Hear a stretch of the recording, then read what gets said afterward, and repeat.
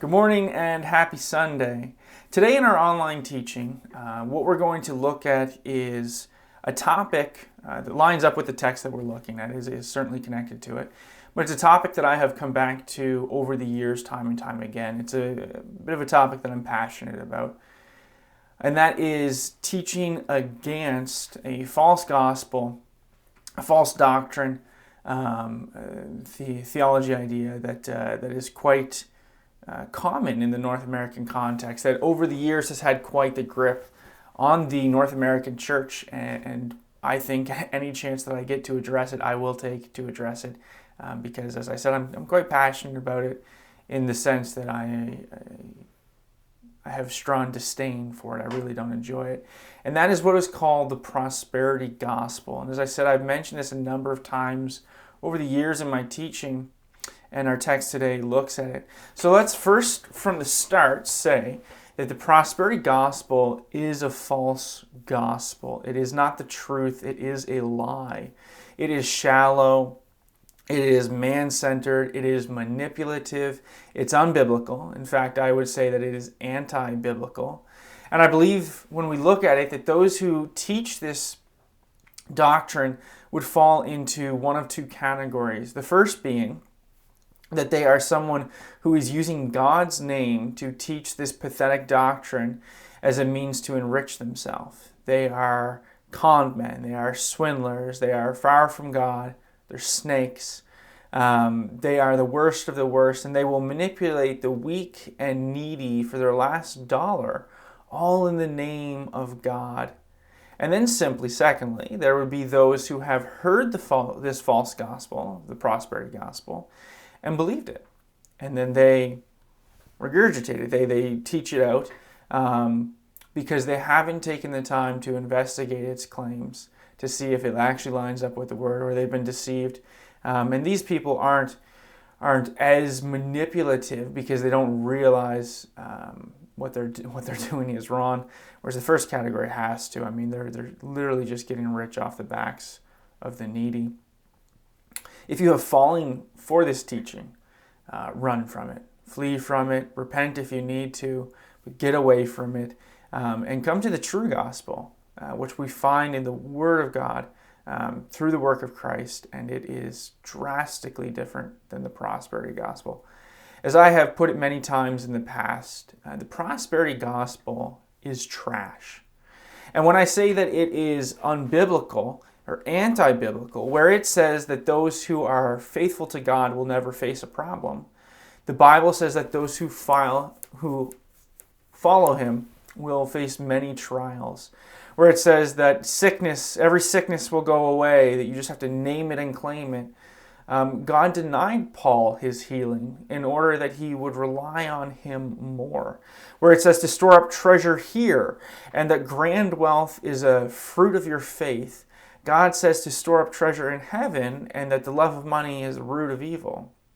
Where it says that all of your dreams will come true, God says to trust in His will and His ways, which is as different from the ways of man as the east is from the west. Where it says that results are worldly, fading, surface level, God says that those who come to Him will never thirst again, that they will have life and life to the fullest.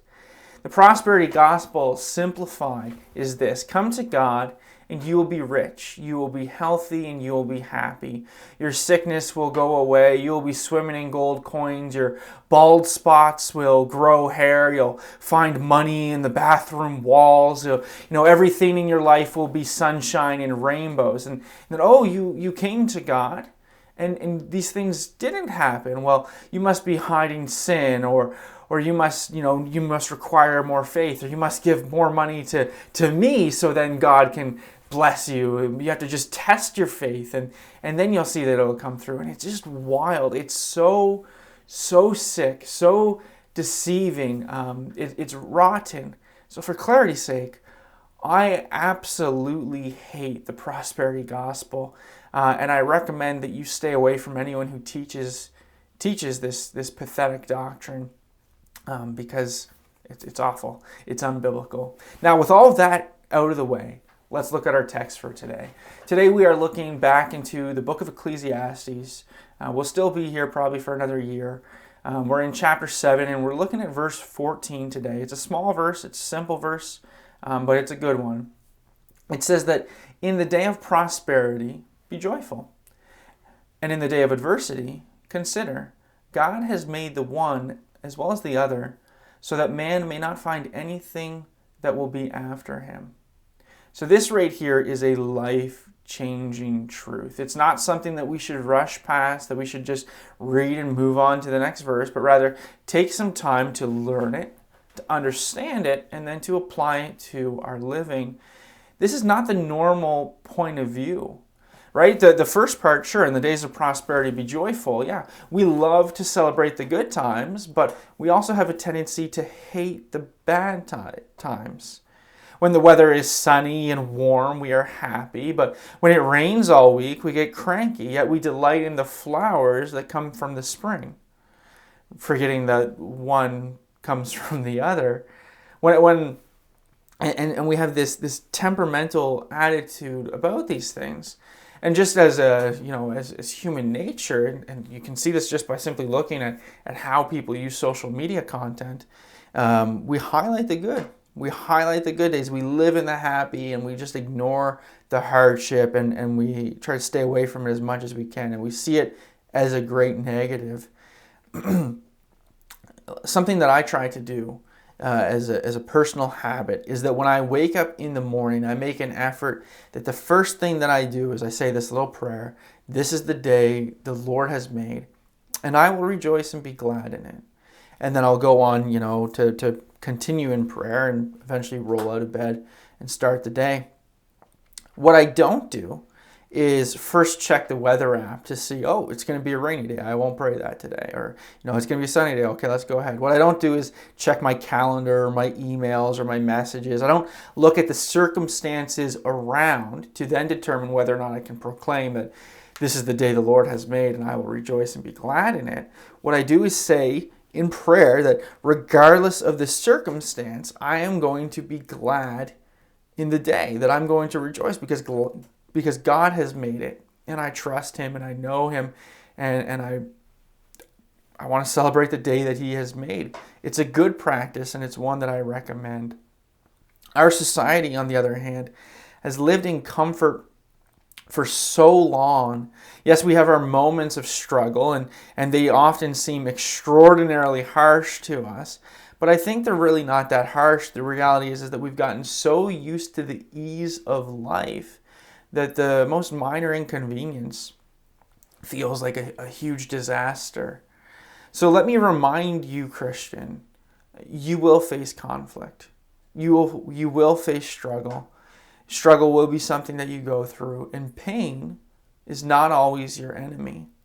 In 1 Peter chapter 4, verses 12 to 19, it says, "Beloved, do not be surprised at the fiery trial when it comes upon you to test you, as though something strange were happening to you.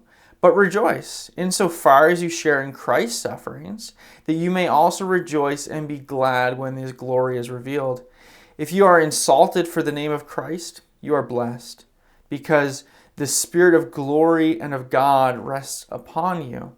But let none of you suffer as a murderer or a thief or an evildoer, as a meddler.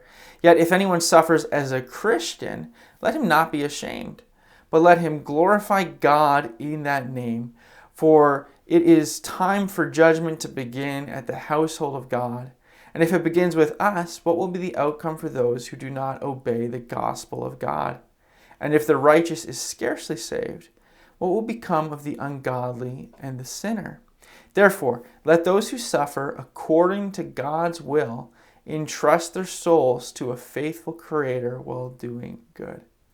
So there's some thoughts there from that verse. First of all, you're going to suffer. You're going to go through hardship. And you're going to go through suffering, hardship, pain, and conflict that is directly connected to your Christian faith. That you have Christian faith and therefore you suffer and you have conflict with the world and pain is pushed upon you. It has that segment in there, but let none of you suffer as a murderer or a thief or an evildoer or a meddler. This idea of, if you sin, if you do things that are wrong, you're going to suffer as the consequence of those actions. Like if you go and you steal something, or you harm someone, or you do something, there's going to be a consequence that comes from that. That's not you suffering for the faith. That's you suffering because of your sin. But it ends with that statement, therefore let those who suffer according to God's will.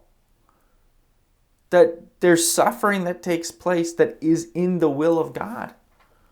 But in the midst of that suffering, what are you to do? Entrust their souls to a faithful Creator while doing good. In your suffering, God allows that suffering to happen. Sometimes He orchestrates that suffering to happen. Trust yourself to God anyways. We see this in the Bible over and over, conflict, struggle, and pain. And we see God orchestrating it, and we see Him allowing it to happen. Let's consider a couple of the stories from human history, the Bible. We have Joseph. Joseph, this young son with many older brothers. He's the youngest of the group. And his father looks at him and loves him more than he loves his other brothers. And maybe that wasn't fair. We can talk about that another day. But his father gives him this coat that has a bunch of different colors on it. And that right there is, a pretty fancy thing to have back in the day. And it was this signifier that, that he was loved, and that he was loved more than his other brothers. His brothers didn't really like that. And so they came up with this plan. Their plan was this: let's kill him. And so they were going to kill Joseph. And then one of the brothers pipes up and he's like, no, let's not kill him. That's a little bit too much. Let's just beat him, throw him in a pit, tell Dad that he's dead, and sell him to slavers. That's exactly what they did. They throw him in this pit. They take his coat and they dip it in animal blood and they show it to the dad. And they're like, Joseph's gone. An animal must have got him. They sell him to slavers. And he's marched off. That sounds like conflict.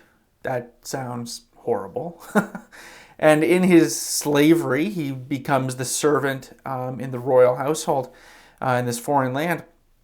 And he actually does quite well there. God gives him a bit of ease, gives him a bit of status. He's still a slave, but he's a comfortable slave. He's entrusted.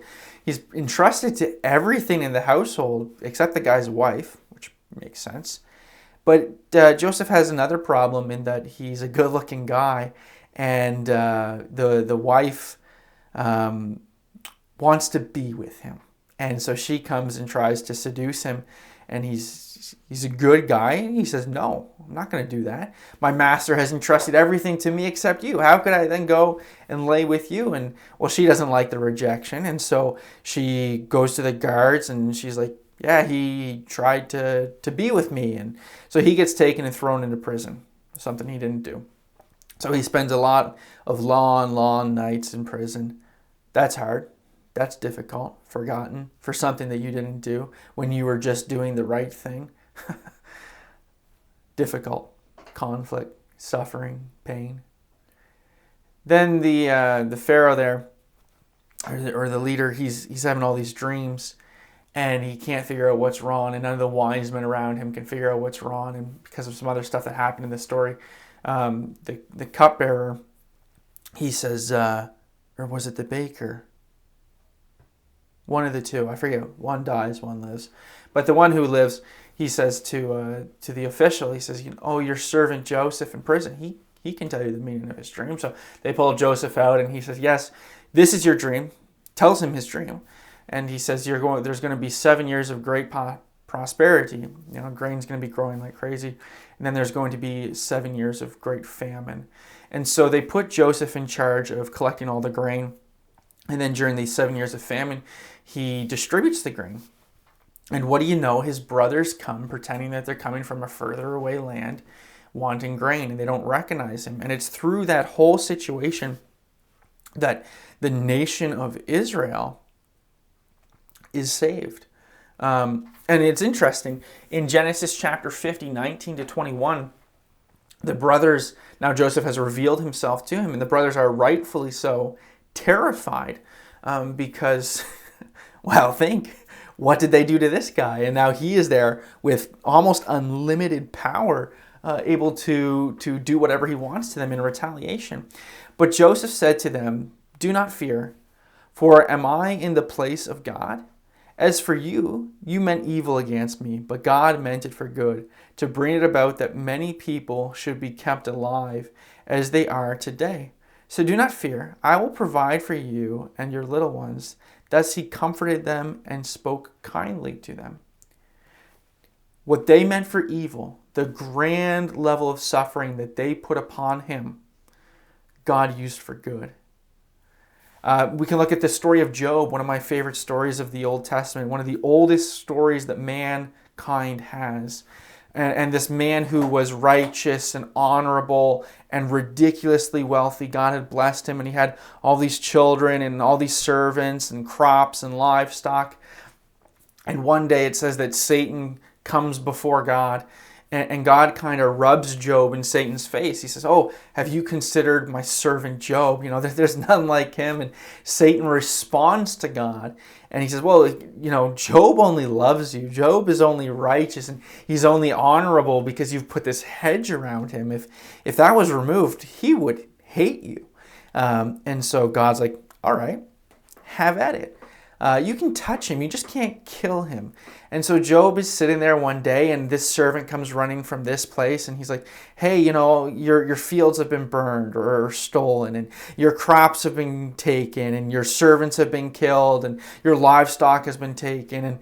And then another servant comes and says, "Hey, your kids were all gathered together, and this wind blew, and the house came down on them. They're all dead." And in a matter of moments, Job goes from being, you know, this father who loves his children, who has abundance of wealth, all the things that you could want, like ridiculous wealth, the richest guy around, to having absolutely nothing and all of his children dead. His wife, we're going to see what she says to him in a minute. But after this, Satan touches him, and he gets covered from head to toe in sores and boils to the point where he is unrecognizable to his three friends who come around. But this is what his wife says to him. In Job chapter 2, verses 9 to 10, "Then his wife said to him, 'Do you still hold fast to your integrity? Curse God and die.' But he said to her, 'You speak as one of the foolish women would speak. Shall we receive good from God and not evil?'" In all of this, Job did not sin with his lips. Now, I understand that the idea of the word evil in our English language gives us this idea of, like, you know, an immoral evil. Hebrew is a very small language. It's not saying that God did something that was immoral. He cannot. But this idea of, you know, with good and hardship, conflict, that kind of stuff. We could look at Shadrach, Meshach, and Abednego. So these Hebrews who were taken captive by the Babylonian Empire. And the Babylonian king, he decides to build this giant statue. And he's like, "All right, here's the law. When the trumpet blows and, you know, the harp's played, when all these instruments go off, everyone has to stop what they're doing, bow down, and worship this great statue that I built." And while Shadrach, Meshach, and Abednego, they're Jewish, they're loyal Jewish, honorable guys. So all the instruments go off, and everyone stops what they're doing and bows down, and then it's this sea of people bowing down, and there's Shadrach, Meshach, and Abednego, and they're like, "We're not bowing down." So the guards take them up to the king, and, you know, they have this conversation. They're like, "Yeah, we're not going to bow down. That's the wrong thing to do. We worship God and God alone." And he's like, "We'll kill you. Whoa, and it's not going to be quick. Like, we'll throw you in the furnace. We're going to burn you to death if you don't bow down." And they're like, "You can kill us if you want, and God is able to rescue us. But even if He will not rescue us, we're not going to bow down." And the king gets so livid when he's angry that he's like, "Make it hotter." And it wasn't like, you know, the small furnace that you might have downstairs.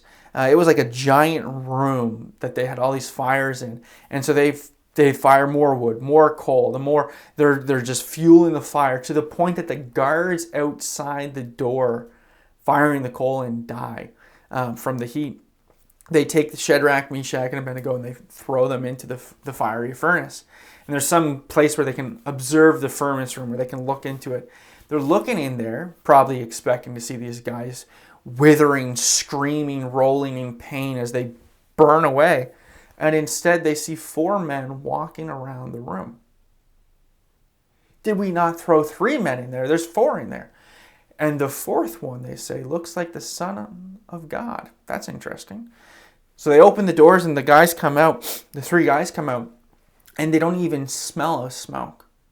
They're not burnt up at all. They're not harmed at all. And what happens in that moment? The king's heart is changed. The culture of that place is changed. And the power and ability and beauty and the salvation that God can bring is displayed. And he is glorified through it. But can you imagine the stress? We're going to kill you. You're going to burn to death.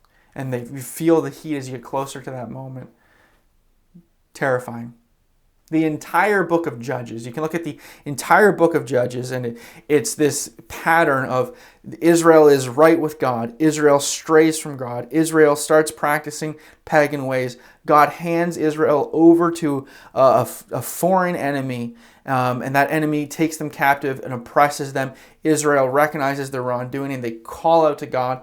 God redeems them. Whether it's through Jephthah or Samson, or one of the other judges, God allows this to happen, but it's this pattern of God putting them through great hardship and struggle and pain in order that they might come back and follow him. What would the alternative to these stories have been? Joseph has these dreams. He tells the dreams to his brothers, and they're like, Dad loves you, and we love you too. And nothing wrong happens. And then they starve to death in the famine. Is that a good story? Does that talk about the provision of God, the power of God, how he can orchestrate the evil acts of man to actually bring about greater good? Moses goes head to head with Pharaoh, and Pharaoh's like, you guys can leave. Don't worry about it. And so the Israelites leave, and they're taking their time because no one's chasing them. They come to the Red Sea, and they're like, we may as well go around. And they take the long way around the Red Sea, and then they go into the wilderness. Does that sound like a story that invokes the power of God? Does that story trample on the pagan gods of Egypt? Is that a story that they would tell for generations and generations and generations to remind themselves of how God rescued them from slavery? No. Of course not. But that's the prosperity gospel version of the story, right?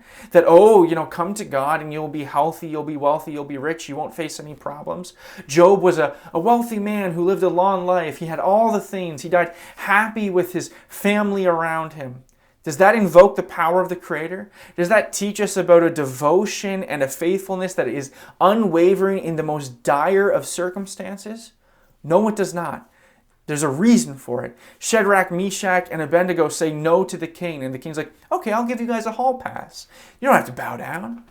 Does his heart change? Does the culture change? Is God glorified? Is the 4th man show up in that story? Conflict, suffering, and pain. If it was not for these things, then you would be a much different person than the person that you are. You would be weak, you would be shallow, and you would probably be extraordinarily boring. In Romans chapter 5, verses 3-5, it says, not only that, but we rejoice in our suffering. Rejoice. We rejoice in our sufferings, knowing that suffering produces endurance, and endurance produces character, and character produces hope, and hope does not put us to shame, because God's love has been poured out in our hearts through the Holy Spirit who has been given to us. To be able to say, I rejoice in my suffering because my suffering produces endurance. My endurance produces character. My character produces hope. I can see the long effect of the suffering that I'm going through, and so I will rejoice in it. I will recognize that, yes, it might hurt in this moment, but it's bringing about something that is better, and so I will rejoice in it. Wildly different point of view than the prosperity teaching. Wildly different point of view than the world's teaching. In James chapter 1, verses 2-4, count it all joy, my brothers, when you meet the trials of various kinds, For you know that the testing of your faith produces steadfastness, and let steadfastness have its full effect, that you may be perfect and complete, lacking in nothing. The pruning that takes place, the process of sanctification, it hurts. And it's necessary. And we should count it as what? Not that we tolerate it. Not that we're like, oh, it's going to happen, so I'll be okay with it. Count it joy. Remind yourself of what's coming. What is the result of this? God, you must be doing something. You can use this hardship that's been pushed upon me. You can use it for good. The text, our main text of Ecclesiastes 7:14, it opens up with the statement, in the day of prosperity, be joyful. Now, most people don't need to be told that twice. It comes to us pretty naturally. You have a day of prosperity, you're going to be pretty happy about that. But there is something here to remind yourself of. Prosperity, well, it is overrated. Well, it is not where we find fulfillment. It should not be our measure of success. It is not your enemy. If God blesses you, say as he blessed Job, grand wealth, then enjoy that wealth. That's fine and that's expected. In fact, earlier in Ecclesiastes we saw that we're to enjoy the things that God has given to us and not to feel guilty about that. You should honor God with what you have. But that's regardless if you have a grand amount of wealth or if you have a moderate or you have a low amount of wealth. We should honor God with what we have. It's not like you've made X amount of money and now you've crossed the line of, now you must honor God with your resources. No, we should honor God with all that we have. But it's okay. It's okay to be prosperous. It's not a bad thing. You don't need to take a vow of poverty or anything like that. In the days of joy, or in the days of prosperity, be joyful. But what it is not saying is that let prosperity be the source of your joy. What we saw earlier in Ecclesiastes was that point that it's not in my prosperity that I'm content. It's in the will of God that I'm content. Because my prosperity could dwindle, could change, right?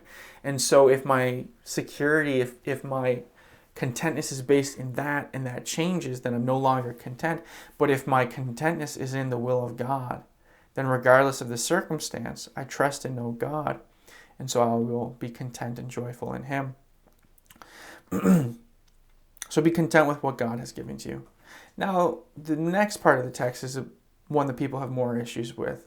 And in the day of adversity. Adversity, now I might pronounce this wrong, but the Hebrew word of raha, wickedness, misfortune, depravity, disaster, evil, bad, trouble, adversity. Can you think of times that fit that category?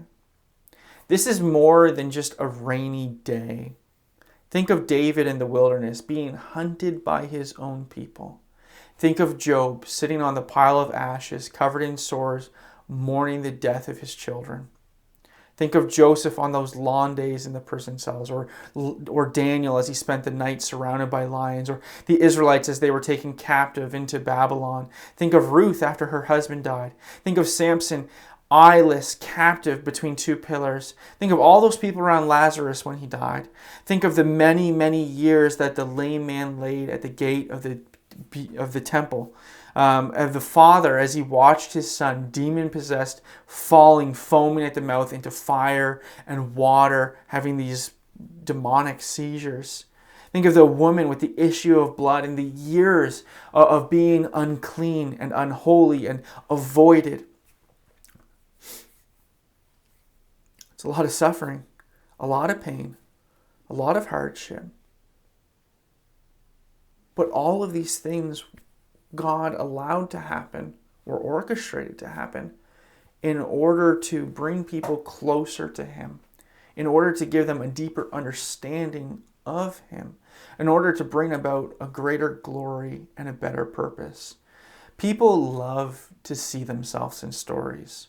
You go watch a movie where, there's a lot of car chases. You might drive home from the theater a little faster than normal. And when we read the Bible, it's often that way as well. We read of David, and the prophet comes to David when he's a young boy, he anoints him with oil, and he's like, God has a purpose for you, and you're the next king, and you're going to be wonderful. And people look at that story and they're like, yeah, that's just like me. God has a purpose for me and a plan for me. But then when they read about David, being hunted by his enemies, and he has to pretend to be mentally unstable, as a beast in a field so that people around him won't kill him. Like, yeah, that's not really me. That's someone else. Like, we like to see ourselves in the highlights and not the lows and the difficulties. But the reality is that you will go through the difficulties.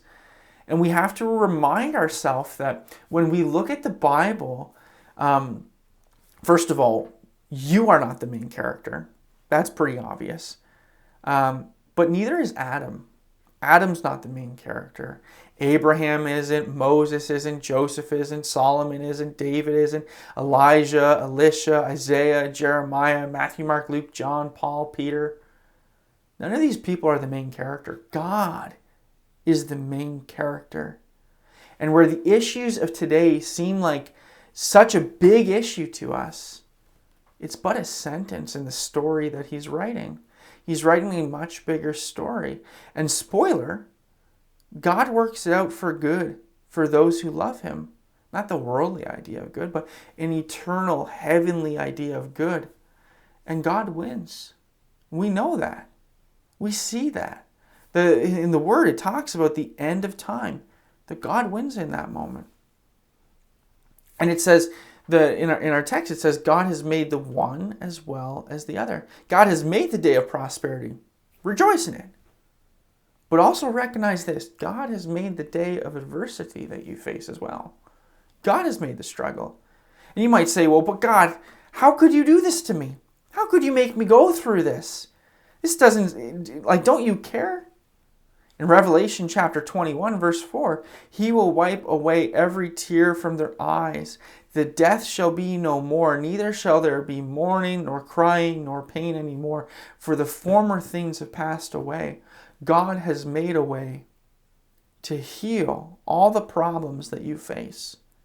And we could go into free will and how there will be hardship and there will be problems because of the issue of sin that comes about because of free will. Because God can't just be forced to be glorified. He wants us to freely choose to glorify him. We could go into that. That's a whole other subject for another day. But don't be focused here and now. Your joy, your hope, your security should not be based on the here and now. I've often talked in my teaching about what I've called the eternal perspective. This idea that I am not looking here, but I'm looking there. I'm seeing eternity.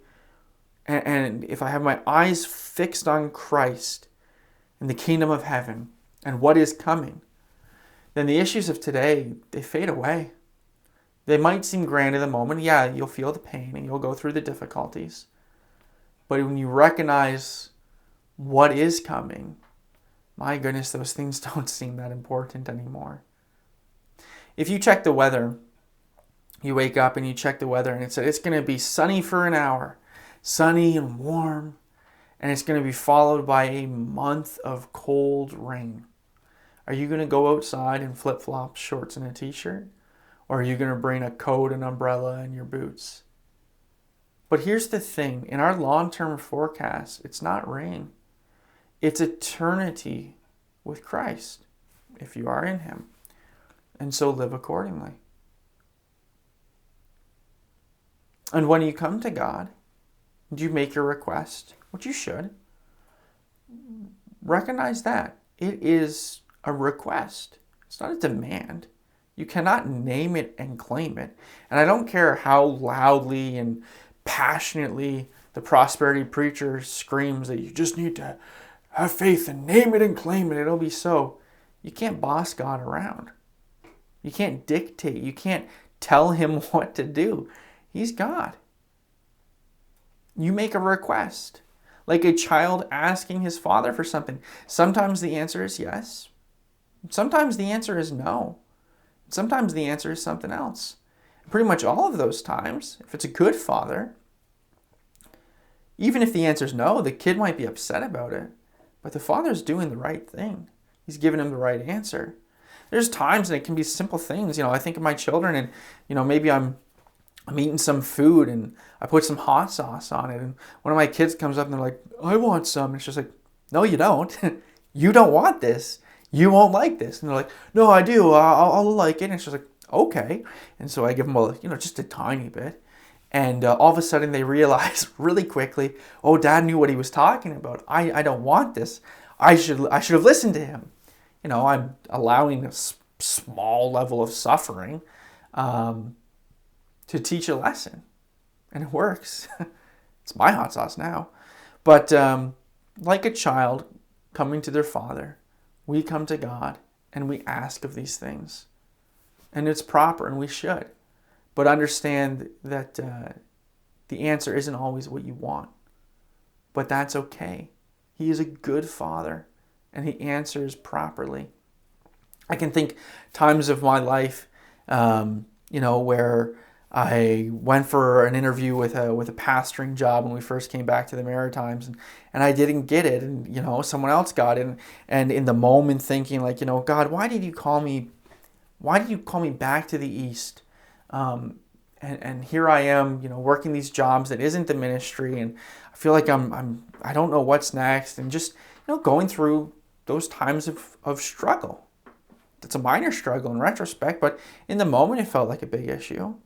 But I look at it now and I can see that that wasn't the right fit for me, and that God had a plan, and He allowed me to go through these things, and here I am now.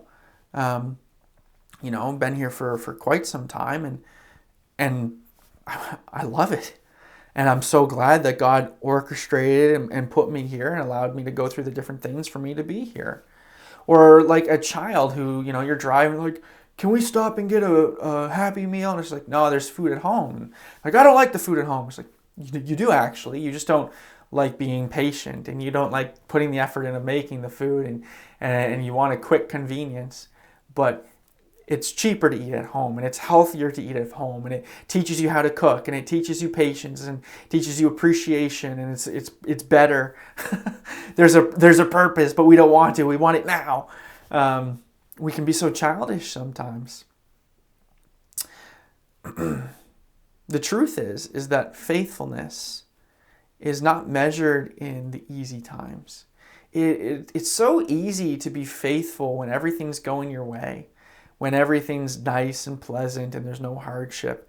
But it's in hardship, it's in difficulty that our faithfulness is measured. It's in that time that we get to see what we're made of in a way. In James chapter 4, verses 13 to 15, come now, you who say, today or tomorrow we will go into such and such a town and spend the year there in trade and make a profit. Yet you do not know what tomorrow will bring. What is your life?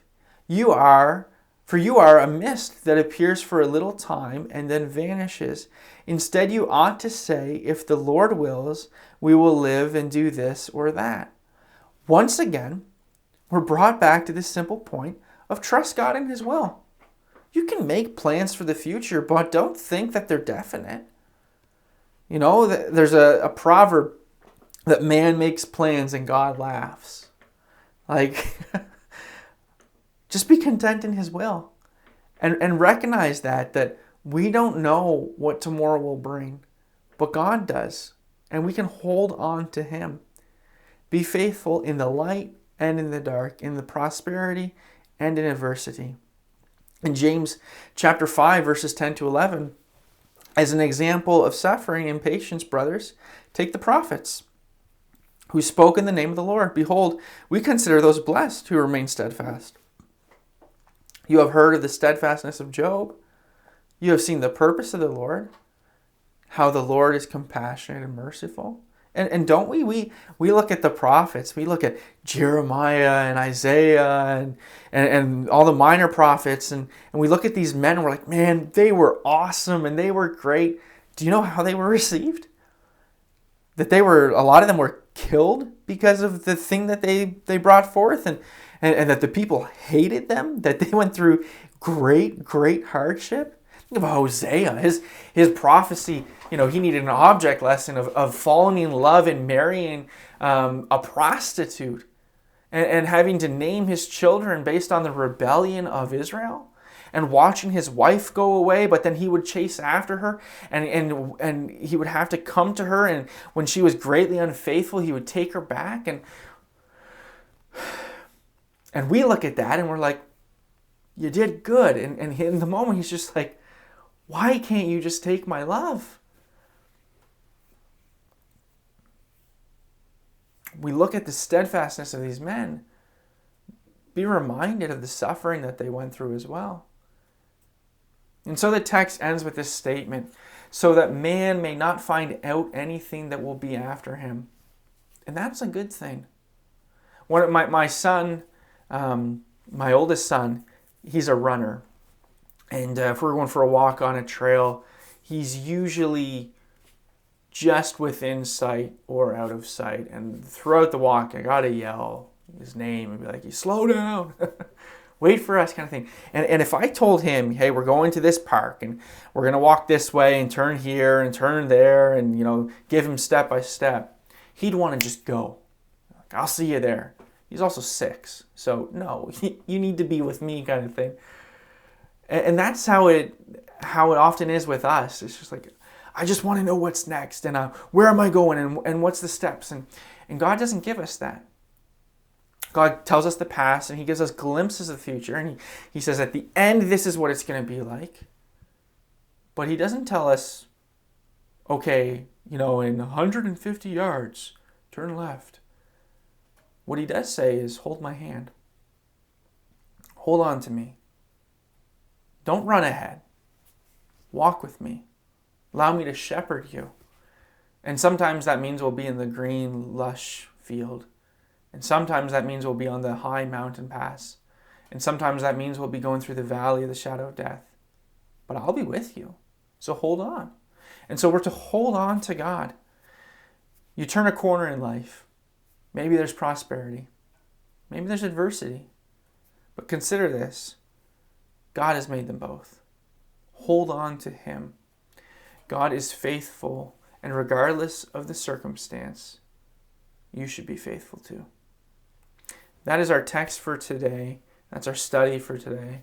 I hope you find it an encouragement, and I hope as you do go through life, and you can even, in retrospect, look back at the suffering, hardship, and pain that you have gone through, and even the great pain. Recognize that God has a purpose and a plan for it. And as he did with Joseph, he can use great evil that people have put upon you and use it for good. Lord, I thank you for your word. I thank you for my brothers and sisters. I pray that you'll be with us. Help us to walk through life, regardless of the circumstances, that we would honor you. Amen.